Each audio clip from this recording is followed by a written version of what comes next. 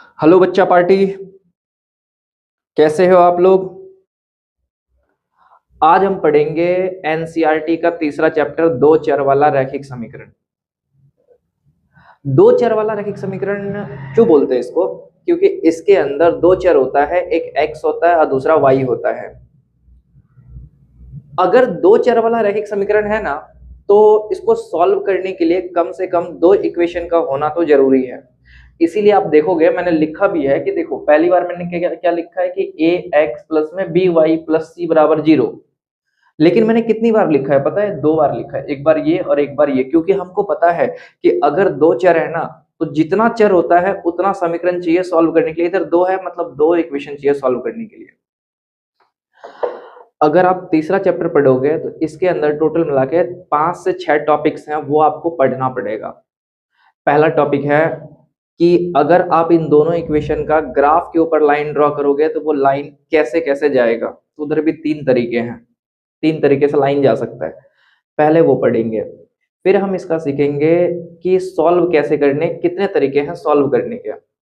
जैसे कि आप लोग देख रहे हो, मैंने पीछे लिखा भी है कि देखो सॉल्व करने कितने तरीके हैं। पहला है ग्राफ्य विधि, दूसरा है विलोपन विधि, तीसरा है विस्थापन विधि, फिर चौथा है वज्र गुणनखंड विधि। जब आप इन तीनों टॉपिक्स में मास्टरी कर लोगे ना, मास्टरी का मतलब इतना कॉन्फिडेंस आ जाएगा कि आप देखते हैं यू कर दोगे क्वेश्चन यू। जैसे ये कॉन्फिडेंस आएगा, फिर हम सीखेंगे समीकरण कैसे बनाते हैं। देखो, समीकरण बनाने के लिए इतना इजी तरीका बता दूंगा ना आपको, एक चुटकी में आप समीकरण बना लोगे। क्वेश्चन देखोगे और आप क्लासिफाई कर लोगे, हाँ ये समीकरण है, ऐसे ही बनना है। बस आपको ना ये वीडियो देखते रहना है, पूरा देखना है। अगर आपको समीकरण नहीं आए ना समझ में, तो फिर आप चैनल को डिसलाइक कर देना, अनसब्सक्राइब कर देना चैनल को, मेरे को कोई दिक्कत नहीं है। अब मेरी बात सुनो। सबसे पहला टॉपिक हमारा क्या है कि ग्राफ के ऊपर कितने तरह से लाइन ड्रॉ होता है इन दोनों समीकरण का। ठीक है, चलिए। अगर आप ग्राफ की बात करोगे ना, तो इन सबको मिटा देता हूं, इनका तो कोई काम है नहीं ना। चलिए, आपको पता है कि अगर इन दो समीकरण का ग्राफ के ऊपर लाइन ड्रॉ करोगे ना, तो वो लाइन पता है कितने तरीके से आते हैं।